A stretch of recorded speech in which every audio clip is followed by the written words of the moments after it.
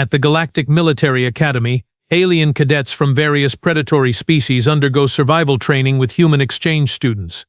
When Instructor Vecthar releases a deadly apex predator during an evasion exercise, every alien cadet flees in terror, except the humans, who stand perfectly still. The predator, confused by this unprecedented behavior, retreats. Through the alien narrator's perspective, we witness how humans' counterintuitive survival instincts and dark humor in the face of mortal danger both confuse and terrify their alien classmates, ultimately revealing why humans are considered the galaxy's most unpredictable species. My name is Zexkari, and I am what you might generously call a survivor, not in the dramatic, battle-scarred sense that gets you respect in the mess hall, but in the more mundane, still breathing after 3 cycles at the Galactic Military Academy kind of way. You see, when you are a Velthari, essentially a 7-foot-tall purple lizard with the hunting instincts of a wet towel, surviving at the galaxy's premier military institution requires a certain creative approach to not becoming someone else's lunch. The Galactic Military Academy sits on Nexus Prime, a planet so aggressively neutral that even the weather refuses to pick a side. The Academy itself is a monument to interstellar cooperation, which is a polite way of saying, let's see if we can teach natural-born killers to work together without actually killing each other. The architecture screams intimidating fortress, all black metal spires and gleaming surfaces that reflect your inadequacies back at you from every angle. Very encouraging for morale, really. Now let me paint you a picture of my fellow cadets, because calling them diverse would be like calling a supernova slightly warm. There is Grakthor, a Krexnian who stands 9 feet tall, and whose idea of a gentle handshake could crush titanium.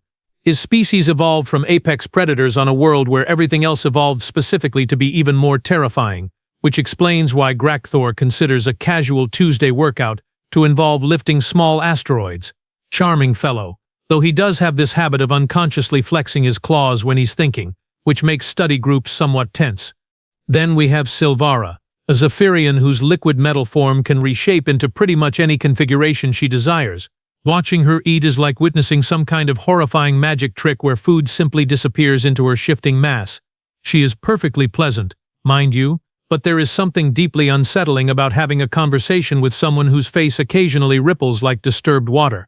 Her species comes from a world of constant warfare, where shape-shifting was the difference between predator and prey. Naturally, they mastered both roles with enthusiastic efficiency. Moving right along, we have Thokmoran, whose people, the Bone Ridge clan, have natural armor plating that could stop a plasma cannon. He sounds like gravel in a cement mixer when he walks, and his idea of quiet study time involves what can only be described as controlled seismic events. The Bone Ridge evolved on a planet where the preferred method of conflict resolution was to headbutt problems until they stopped being problems. Thokmoran has never met a situation he couldn't solve with applied kinetic force, and honestly, his success rate is disturbingly high. But here is where things get interesting, and by interesting I mean absolutely terrifying in ways that make you question your life choices. 3 cycles ago, the Academy started accepting exchange students from a newly contacted species called humans. Now, when the first reports came in about these creatures, we all had a good laugh. They were described as bipedal, soft-skinned, with no natural armor, no claws, no venom, no shape-shifting abilities, no redundant organs, and only one heart. One heart! Can you imagine? The very idea seemed like some kind of cosmic joke. The files described them as persistence hunters, from a world called Earth, which sounded absolutely quaint. Oh, how naive we were. How blissfully, stupidly naive. The first human cadets to arrive were Jake Morrison, Sarah Chen, and Marcus Webb. They walked into the academy looking like they had gotten lost on their way to some kind of recreational activity. Jake had this perpetual grin that suggested he found something amusing about our entire existence. Sarah possessed this unnerving ability to remain calm in situations that would send most species into panic mode. And Marcus had this way of making observations that were simultaneously insightful and deeply concerning. The other species initially treated them with the kind of bemused tolerance you might show to particularly clever pets. After all, what threat could these soft, squishy creatures possibly pose to beings who had evolved from the galaxy's most efficient killers? We figured they would wash out during the first survival exercise, or maybe provide some light entertainment before requesting transfer to a nice, safe administrative program somewhere far from anything resembling actual danger. Oh, how wrong we were. How catastrophically, universe-shatteringly wrong. You see, the Academy's survival training course is not what you might call beginner-friendly. It is designed to push cadets from naturally predatory species to their absolute limits, using scenarios that would make hardened veterans reconsider their career choices. The course takes place in a controlled environment that simulates various hostile worlds, complete with environmental hazards, limited resources, and the occasional introduction of actual predators to keep things interesting. Most cadets approach survival training with the healthy respect it deserves, which is to say they spend the preceding weeks in a state of carefully managed terror, while reviewing every possible escape strategy their species has developed over millions of years of evolution. We study terrain analysis, predator behavior, resource management, and advanced hiding techniques. We prepare both mentally and physically for what amounts to a controlled brush with death, because that is what sensible beings do when faced with mortal peril. The humans, on the other hand, seem to view the entire thing as some sort of elaborate game. Instructor Vector is what happens when evolution decides that intimidating and absolutely terrifying are merely starting points. Standing 12 feet tall with 4 arms, each ending in claws that could carve through battle armor, he represents the apex Akari species, beings so naturally gifted at violence that they had to develop philosophy just to have something to do between wars. His voice carries the kind of authority that makes your survival instincts immediately start updating your last will and testament.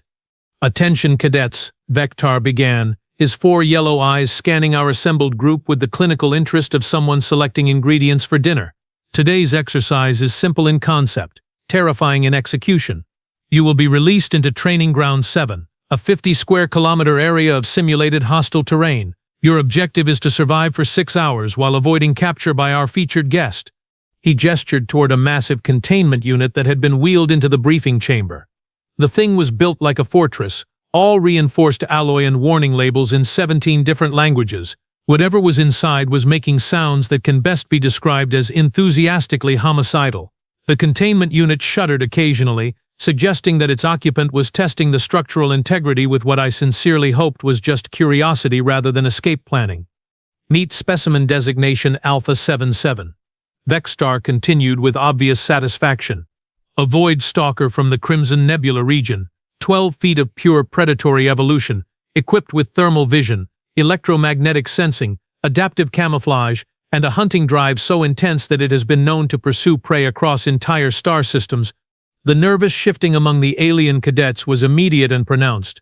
Grakthor's claws extended involuntarily, scraping against his chair with a sound like fingernails on a chalkboard. Silvara's form began to ripple with barely contained anxiety, her usual solid appearance becoming noticeably more liquid around the edges. Tokmaran actually cracked his knuckles, which in his case sounded like someone breaking concrete with a sledgehammer. My own species' response was more dignified, which is to say, I immediately began calculating the statistical probability of surviving the next 6 hours, and the numbers were making me seriously consider a career change to something safer, like professional asteroid mining or diplomatic relations with black holes. "The creature will be released 30 minutes after your deployment," Vector announced with the cheerful tone of someone delivering particularly good news. "This gives you time to establish hiding positions, set up basic defenses, or simply run very, very fast in the opposite direction." Around me, cadets were frantically reviewing their species' ancestral survival strategies. The Krexnians favored the find the biggest, most defensible position and make everything else someone else's problem approach. Zephyrians preferred become liquid and hide in something uncomfortable. The Bone Ridge clan traditionally went with find a cave and collapse the entrance behind you, all perfectly sensible strategies developed over millions of years of not being eaten by things with more teeth. Then there were the humans. Jake was actually grinning, which should have been our first warning sign. "So just to clarify," he said, raising his hand with the casual air of someone asking about lunch plans, "this Void Stalker thing, it's basically like a really big angry cat with anger management issues?" Sarah nodded thoughtfully. "With thermal vision and electromagnetic sensing," she added, as if she was making a grocery list rather than discussing a creature that could probably hunt gods for sport. Marcus leaned back in his chair, looking almost bored. 12 feet tall, you said? That's actually smaller than I expected. I mean, for something called a Void Stalker, you'd think they'd go bigger. What's next? A dimension destroyer that's only 8 feet tall? The rest of us stared at them in the kind of stunned silence usually reserved for witnessing natural disasters or particularly spectacular failures of judgment. Here we were preparing to face down a creature that had evolved specifically to kill things like us, and the humans were treating it like some kind of minor inconvenience. The exercise begins in 1 hour, Vexter concluded, apparently deciding that further explanation would be wasted on beings who were either too terrified or too stupid to properly appreciate their situation. Use this time wisely. As we filed out of the briefing chamber, I could hear the humans behind me, still discussing the upcoming exercise with that same casual tone. 20 credits says it gives up and goes home within the first hour, Jake was saying. You're on, Marcus replied, but I think it'll stick around for at least 2 hours, professional pride and all that. Sarah just shook her head. You're both wrong. It's going to spend the whole 6 hours trying to figure out what's wrong with us. The containment unit gave another violent shudder, and something inside released what could only be described as an anticipatory roar. Training Ground 7 is designed to break your spirit before the actual predator even arrives. The terrain is a nightmare mixture of rocky outcroppings, dense forest patches, murky swampland, and open plains that offer about as much cover as a glass house in a meteor shower. The Academy's environmental systems had cranked up the humidity to tropical rainforest during a monsoon levels because apparently surviving a 12-foot killing machine wasn't challenging enough without adding the constant sensation of drowning in your own sweat. The moment Vector's voice crackled through the communication system with "exercise begins now," the alien cadets scattered like startled prey animals, which, let's face it, is exactly what we were. The response was immediate and instinctual. Millions of years of evolution screaming in unison. Run first, think later, apologize to your ancestors if you survive. Grakthor bounded toward the rocky outcroppings with surprising speed for something his size, each step shaking the ground like a minor earthquake. His plan was clearly find the highest, most defensible position and dare anything to come close enough for him to punch it into the next dimension. Solid strategy, really, assuming you have the physical capability to follow through on the punching part. Silvara simply melted, her liquid metal form flowing into the nearest drainage system with the fluid grace of Mercury finding the lowest point.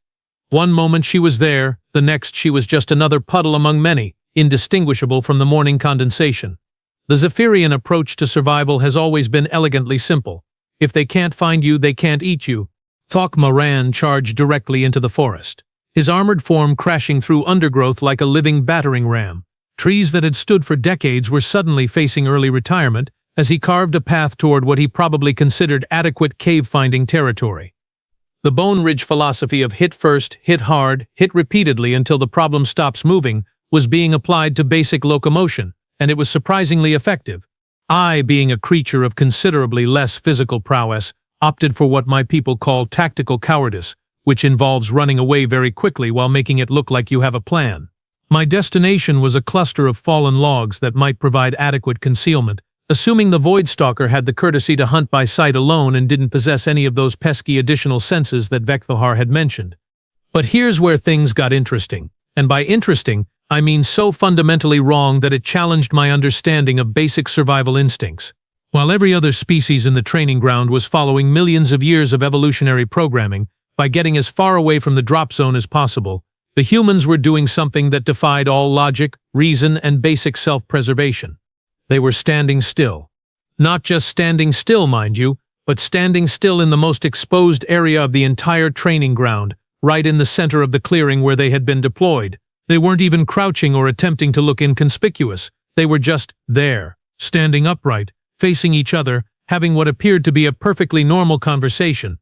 From my position behind a fallen log roughly 200 meters away, I could actually hear them talking. Not the hushed, urgent whispers you might expect from beings who were about to face a creature specifically designed to kill things, but the kind of casual chatter you might overhear at a social gathering. Nice weather for a hunt, don't you think? Jake was saying, looking up at the artificial sky with the air of someone commenting on weekend plans. Could be worse, Sarah replied, stretching her arms like she was warming up for light exercise rather than preparing for mortal combat. Remember that survival course on Kepler 442b? Now that was uncomfortable. This is practically a vacation. Marcus nodded sagely. At least this time we don't have to worry about acid rain, or gravity that changes direction every 15 minutes, or those flying sharks. Oh, come on, Jake laughed. Those weren't sharks. Sharks are way more reasonable. Those were just aggressively aquatic. I stared at them in the kind of horrified fascination usually reserved for watching natural disasters unfold in slow motion. Here were three beings from a species with no natural weapons, no armor, no enhanced senses, no redundant organs, standing in the open like they were waiting for a transport shuttle, while a Void Stalker was about to be released specifically to hunt them down. The 30-minute mark arrived with the subtle fanfare of absolute terror. Somewhere in the distance I could hear the containment unit being opened, followed by a sound that can best be described as pure, concentrated malevolence given voice. The Void Stalker was free. The effect on the hidden alien cadets was immediate. Every species has its own way of expressing primal fear, and Training Ground 7 suddenly became a symphony of barely suppressed terror. Even from my hiding spot I could sense Grakthor tensing in his rocky fortress, Silvara probably becoming even more liquid, and Thok Moran likely punching trees as a stress response. But the humans just kept talking. "Here we go," Sarah said mildly, as if commenting on the start of a mildly interesting theatrical performance. "Any bets on how long it takes to find us?" Marcus asked, checking what appeared to be a timepiece with the casual interest of someone timing a sporting event. "Standing right here in the open like this?" Jake shrugged. "I'd say maybe 5 minutes, 10 if it's feeling dramatic about the whole hunt thing." That's when I saw it. The Void Stalker emerged from the tree line like a nightmare given physical form, all sleek black carapace and predatory grace. 12 feet of evolutionary perfection designed for one purpose, killing things efficiently and with style. Its thermal vision was clearly active, evidenced by the way its head moved in precise calculated sweeps. Its electromagnetic sensors were undoubtedly picking up every heartbeat, every nervous system firing, every trace of bioelectric activity in the area. And it was walking directly toward the 3 motionless humans standing in perfect view in the center of the clearing. This was it. This was the moment where natural selection would demonstrate why soft, weaponless creatures don't survive contact with apex predators. I found myself torn between looking away and watching what promised to be a very brief but educational demonstration of predator-prey dynamics. The Void Stalker approached the humans with the confident stride of something that had never encountered prey stupid enough to just stand there and wait to be eaten. What happened next was so fundamentally wrong that it violated everything I thought I knew about predator-prey relationships, survival instincts, and basic logic. The Void Stalker reached the humans, and then stopped. Not the kind of dramatic pause you see in nature documentaries, where the predator sizes up its prey before delivering the killing blow. This was different. This was the confused halt of a creature whose entire evolutionary programming had just encountered something that shouldn't exist. The Void Stalker began to circle the 3 humans, who remained perfectly still, watching it with the kind of polite interest you might show to street performers. The creature's movements were fluid, hypnotic, each step calculated for maximum intimidation effect. Its thermal sensors were clearly working overtime, probably registering the humans' elevated heart rates and increased body temperature. Its electromagnetic detection was undoubtedly picking up their nervous system activity. And yet the humans didn't move, didn't run, didn't even flinch. "Oh, would you look at that?" Jake said conversationally, as if admiring a particularly interesting piece of artwork. "It's even prettier than the photos. Those markings along the carapace are really quite striking." The Void Stalker's head snapped toward Jake, and I could see its pupils dilate as it focused on this talking prey item. For a moment I thought this would be it, the moment when natural order would be restored and the universe would make sense again. Instead, Jake smiled and gave it a little wave. The creature actually took a step backward. "I think it's confused," Sarah observed, maintaining the same calm tone she might use to discuss weather patterns. "Look at the way its head is tilting. That's classic puzzlement posture." "Can you blame it?" Marcus replied. "I mean, we're probably the first prey it's encountered that didn't immediately try to run away screaming. This has got to be throwing off its entire hunting algorithm." From my hiding spot, I could sense the growing bewilderment of my fellow alien cadets. Grakthor's position in the rocks had gone completely silent, suggesting he was either dead from shock or frozen in disbelief. Somewhere in the drainage system, Silvara was probably experiencing the liquid metal equivalent of a mental breakdown, and Thok Moran had stopped punching trees, which for his species is roughly equivalent to having an existential crisis. The Void Stalker completed another circle around the humans, moving closer this time. Its predatory instincts were clearly warring with its confusion. Every sensor was telling it that these were perfect prey items, soft, unarmored, without visible weapons. But their behavior was so far outside its program parameters that its hunting protocols seemed to be experiencing some kind of logical loop. "You know what I think the problem is?" Jake said, still addressing his companions as if they were having coffee rather than facing imminent death. It's expecting us to run. That's probably step one in its whole hunting routine. First the prey runs, then it chases, then it catches, then it eats. We've basically broken its workflow. The Void Stalker lowered its head, bringing its face to within 3 feet of Jake's. I could see rows of teeth that could have doubled as industrial cutting equipment. Its breath was probably capable of dissolving armor plating. This was definitely the moment when the humans would finally acknowledge their situation and do something sensible, like screaming and running. Jake looked directly into its eyes and said, "Hello there, big fellow. How's your day going?" I'm not ashamed to admit that I made a small whimpering sound at this point. This was beyond brave, beyond stupid, beyond any category my brain had for classifying behavior. This was something entirely new and terrifying. The Void Stalker actually blinked, then it took another step backward, its head tilting further as if trying to process information that simply didn't compute. "I think we broke it," Marcus observed with scientific interest. "Look at the way its threat assessment sensors keep recalibrating. It's probably running every behavioral analysis program it has, and nothing's coming up with an explanation for why 3 prey items are just standing here talking to it." "Maybe we should introduce ourselves," Sarah suggested. "It's only polite." "Good point," Jake agreed. "Hi, I'm Jake. This is Sarah and Marcus. We're exchange students from Earth. Thanks for participating in our training exercise today. We really appreciate you taking time out of your busy schedule of being terrifying." The Void Stalker made a sound that was somewhere between a growl and a question. It was clearly trying to trigger some kind of fear response, but the humans remained perfectly calm, watching it with the sort of friendly attention you might give to a neighbor's new pet. "Oh, that's a nice sound," Sarah commented. "Very melodic. Is that how your species communicates, or is that more of a hunting vocalization?" By this point, I was beginning to question whether the humans were actually sentient, or if they were some kind of elaborate practical joke being played on the rest of the galaxy. No rational being behaves this way when confronted with certain death. It simply doesn't happen. The Void Stalker tried a different approach, rearing up to its full 12-foot height, and spreading what I now realized were retractable claws designed to make it look even more intimidating. It was an impressive display that would have sent most creatures fleeing in terror. Marcus nodded approvingly. "Now that's what I call a proper threat display. You can tell it's had practice. Very professional." "The claw extension is particularly well executed," Jake added. "Really adds to the overall menacing effect." "Though I have to say," Sarah chimed in, "the whole towering over the prey thing loses some impact when the prey doesn't actually seem concerned about being towered over." The Void Stalker lowered itself back down, and for the first time in what was probably its entire evolutionary history, looked uncertain. It began another circle, but this time its movements were less confident, more questioning.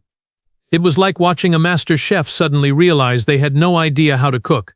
"I think it's having an identity crisis," Marcus observed. "Poor thing. Its entire purpose in life is hunting and killing, and here we are, completely ruining the experience for it." "Maybe we should give it some advice," Jake suggested. "You know, help it work through this difficult time." The Void Stalker stopped moving entirely and just stared at them. Then, in a move that defied everything I thought I knew about apex predators, it took several steps backward, turned around, and walked away. Not stalked away, not retreated strategically, walked away. Like someone leaving a party that had turned out to be less interesting than advertised. The silence that followed the Void Stalker's departure was the kind of absolute quiet that usually accompanies major catastrophes or the heat death of the universe.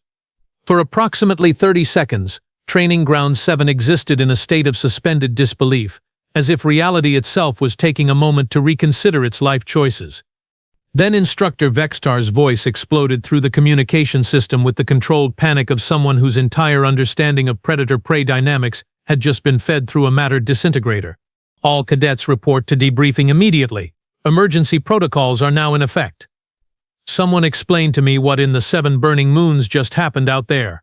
The recall signal echoed across the training ground, and slowly, cautiously, the various alien species began emerging from their hiding spots like survivors of a particularly confusing natural disaster. Graktar descended from his rocky fortress, with the careful movements of someone who wasn't entirely sure the laws of physics were still operational. Silvara reformed from her liquid state with several false starts, as if her shape-shifting abilities were experiencing some kind of existential doubt. Thok Moran emerged from the forest carrying a tree trunk, apparently having stress-punched his way through several acres of vegetation. And there, in the center of the clearing, stood the three humans, looking exactly as calm and collected as they had when the exercise began. "Well, that was fun," Jake said, stretching like someone finishing a pleasant morning jog. "Though I have to admit, I was hoping for a bit more of a challenge." The debriefing chamber had never seen anything quite like what happened that day. Instructor Vector paced back and forth with the manic energy of someone whose professional expertise had just been questioned by the fundamental nature of reality. His forearms gestured wildly as he tried to process what had occurred. "In 300 cycles of conducting survival training," he began, his voice tight with barely controlled confusion, "I have never ever seen a Void Stalker retreat from prey. They don't retreat. They don't give up. They don't walk away. They hunt until they catch something, or until they die trying. It's literally programmed into their genetic structure." He turned to face the humans, who were sitting in the front row looking like students attending a particularly boring lecture on interstellar trade regulations. "What did you do?" Vector demanded. "What possible strategy could you have employed to make an apex predator simply—" Jake raised his hand with the casual air of someone asking permission to use the restroom. "Well, sir, we didn't really do anything, we just stood there." "You just stood there," Vector repeated slowly, as if testing whether the words made more sense when spoken aloud. "That's right," Sarah confirmed. "Basic freeze response. It's one of our primary survival instincts. When faced with a predator, humans have three main options: fight, flight, or freeze. Since fighting a 12-foot killing machine seemed inadvisable, and running would have just triggered its chase instincts, we went with option 3. Marcus nodded thoughtfully.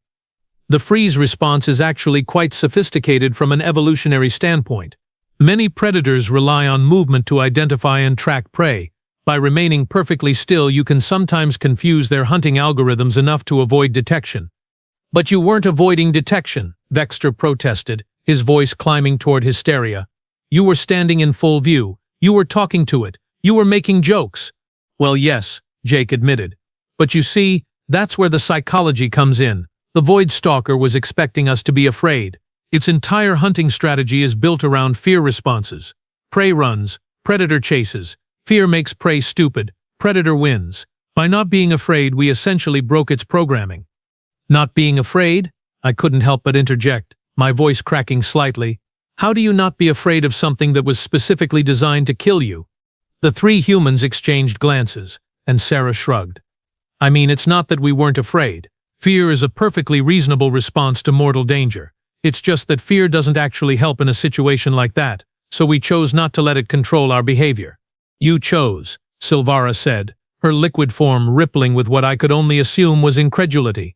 "You chose not to let fear control you." "Sure," Marcus replied. "Fear is just an emotional response to perceived danger, useful in some situations, counterproductive in others. In this case, giving in to fear would have meant running, which would have triggered the predator's chase response and gotten us killed. So we didn't." Grakthar, who had been unusually quiet during this exchange, finally spoke up. "But how do you simply decide not to be controlled by millions of years of evolutionary programming?" Jake grinned. "Practice, mostly. Humans deal with things that want to kill us pretty much constantly. Our homeworld is basically one big death trap masquerading as a habitable planet. We've got predators, diseases, natural disasters, poisonous everything, weather that changes its mind every 5 minutes, and gravity that's constantly trying to kill us. After a while, you develop a certain perspective." "What kind of perspective?" Thok Moran asked, genuine curiosity cutting through his confusion. "Well," Sarah said thoughtfully, "it's like this. Everything in the universe is either trying to kill you, or it's not. If it's not trying to kill you, great, no problem. If it is trying to kill you, then you figure out how to stop it from succeeding. Panic doesn't help with either situation, so why waste energy on it?" The silence that followed this explanation was profound. Around me I could see alien cadets from various species trying to process the implications of what they had just heard. We had all grown up believing that fear was the foundation of survival, that the proper response to danger was immediate, overwhelming terror followed by whatever action that terror motivated. The humans had just casually suggested that this fundamental truth was optional. "But," Vector said weakly, "your species must have some survival instincts. You can't have evolved without proper threat responses." "Oh, we have survival instincts," Marcus assured him. "They're just different. See, most species evolve on worlds where the biggest threat is other predators. Humans evolved on a world where literally everything was trying to kill us all the time. The predators, the plants, the weather, the geography, even the air sometimes. So our survival instincts had to be more flexible. Flexible how? I asked, though I wasn't entirely sure I wanted to know the answer. Jake's grin widened. Well, for example, when most species encounter something dangerous, their instinct is to get away from it as quickly as possible. Human instinct is to figure out how to make it less dangerous. Sometimes that means running away. Sometimes that means fighting it. And sometimes that means standing very still and confusing it until it goes away. And sometimes, Sarah added with what I was beginning to recognize as characteristic human understated humor, it means befriending it and teaching it to help you hunt other dangerous things. The look of absolute horror that crossed Vextra's face at this revelation was probably visible from orbit. In the days following what the Academy administration was now referring to as the incident, life at the Galactic Military Academy underwent some rather significant adjustments. It started small, subtle changes in behavior that you might not notice unless you were specifically looking for them, but when you belong to a species whose primary survival strategy involves paying very close attention to potential threats, you tend to notice these things. The most obvious change was in the mess hall seating arrangements. Previously, cadets from different species had mixed freely, with tables assigned randomly to promote interspecies cooperation and understanding. Now, there was a very clear pattern emerging. Alien cadets would enter the mess hall, scan for humans, and then select tables as far away from them as possible while still remaining within the same building. It wasn't exactly fear, mind you. It was more like the kind of respectful distance you might maintain from someone who casually mentioned that they collected active volcanoes as a hobby. Technically not threatening, but definitely operating under a different set of rules than everyone else. Grakthar, whose people had conquered half a dozen star systems through the simple expedient of being too stubborn to die, now approached conversations with humans like a diplomat negotiating a peace treaty with an unstable wormhole. During combat training exercises, he would carefully position himself so that he could keep the humans in his peripheral vision at all times, just in case they decided to do something else that violated the fundamental laws of survival. It's not that I'm afraid of them, he explained to me one evening, his massive frame somehow managing to look nervous. It's just that they're unpredictable. Yesterday, Jake asked me how much weight I could lift, so I demonstrated by picking up a training dummy. Normal response would be impressed silence, maybe some respectful backing away. Instead, he asked if I wanted to arm wrestle. And I prompted, though I had a feeling I knew where this was going. And he won, Grakthar said quietly. He's half my size, has no visible muscle enhancement, no genetic modifications, no cybernetic augmentation. He won by making jokes until I was laughing too hard to maintain proper leverage. Silvara had developed her own coping strategies. Whenever humans were present during group exercises, she would unconsciously shift into what she called her defensive configuration, which basically meant becoming slightly more liquid than usual, ready to flow away at a moment's notice. Not because she thought they would attack her, but because she had realized that humans had an unsettling tendency to do things that required immediate recalibration of one's understanding of reality. The problem, she explained during one of our study sessions, is that they don't follow predictable behavioral patterns. When Marcus asked me to demonstrate my shape-shifting abilities, I expected the usual reaction minus either fascination with the technical aspects or discomfort with the body horror implications. Instead, he asked if I could turn into a coffee cup because he had forgotten to bring one to the library. Did you? I asked, morbidly curious.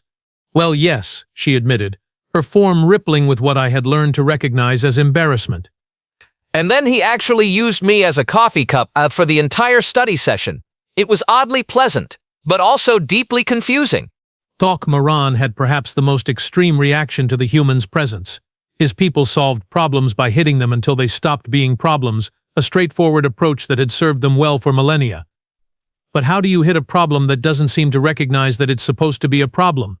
They asked me to help them with something called stress testing, he told me, his voice carrying the bewildered tone of someone whose worldview had been professionally deconstructed. Turns out, they wanted me to try to break their equipment while they watched and took notes. Not to prove it was strong enough, they knew it would break. They wanted to see exactly how it would break so they could design better equipment. That sounds actually quite practical, I ventured. That's what worries me, Thok Moran replied. They turned destruction into a learning experience. What kind of species does that? The humans, for their part, seemed completely oblivious to the social upheaval they had caused. Or perhaps they were aware and simply found it amusing. With humans, it was often difficult to tell the difference.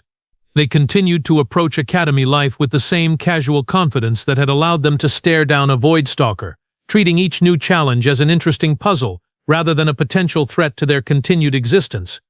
Jake had started an informal club called Practical Problem Solving, which was ostensibly designed to help cadets develop creative approaches to tactical challenges. In reality, it had become a showcase for increasingly bizarre human solutions to conventional problems. Last week's session had involved using Thokamaran's tendency to punch things as a precision demolition tool, Silvara's shape-shifting as an infiltration technique, and Grakthar's intimidating presence as a negotiation strategy. The fact that all of these approaches had worked was somehow more disturbing than if they had failed spectacularly. Sarah had begun offering what she called stress management workshops, which seemed to involve teaching other species how to remain calm in dangerous situations. Her methods were unconventional. Instead of traditional meditation or breathing exercises, she favored exposure therapy combined with what she called perspective adjustment. The key, she would explain to rooms full of increasingly nervous alien cadets, is to remember that most problems aren't actually as bad as they seem. Take the Void Stalker, for example. Yes, it's 12 feet tall and designed to kill things, but it's also just an animal following its programming. Once you understand the programming, you can work with it instead of against it. As for me, I found myself caught between growing respect and increasing wariness. The humans had demonstrated capabilities that challenged everything I thought I knew about survival, strategy, and the fundamental nature of intelligent life. They weren't stronger than us, or faster, or better armed. They were just different. And that difference was beginning to feel less like a curiosity and more like a fundamental shift in how the universe operated. 3 cycles have passed since the Void Stalker incident, and I believe I'm finally beginning to understand why humans have become the galaxy's most quietly feared species. It's not because they're the strongest, or the fastest, or the most technologically advanced. It's because they operate according to rules that no one else seems to follow. Every other species in the galaxy evolved with predictable survival strategies. Predators hunt, prey runs, the strong dominate the weak, and fear drives rational behavior. These are universal constants, as reliable as gravity or the speed of light. Humans treat these constants as suggestions. They have somehow developed the ability to choose their emotional responses to danger, turning what should be debilitating terror into calm analysis. They view impossible situations not as death sentences, but as interesting puzzles to be solved. Most disturbing of all, they seem to genuinely enjoy challenges that would send other species into therapy for the next several cycles. The truly terrifying part is that their approach works, not just sometimes, not just in specific circumstances, but consistently enough that they've become the dominant species on their homeworld, despite being physically inferior to most of the things trying to eat them. They've turned adaptability into an art form and unpredictability into a survival strategy. I've come to realize that humans aren't just another species joining the galactic community. They're a fundamental challenge to how we understand survival itself.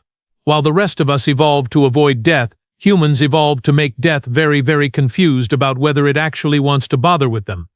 And perhaps most unsettling of all, they do it with a smile and a joke, as if defying the natural order of the universe is just another Tuesday afternoon activity.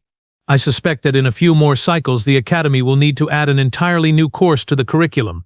Human Studies, Understanding the Impossible. Because if there's one thing I've learned, it's that trying to predict what humans will do next is like trying to teach quantum physics to a Void Stalker. Theoretically possible, but probably not worth the headache.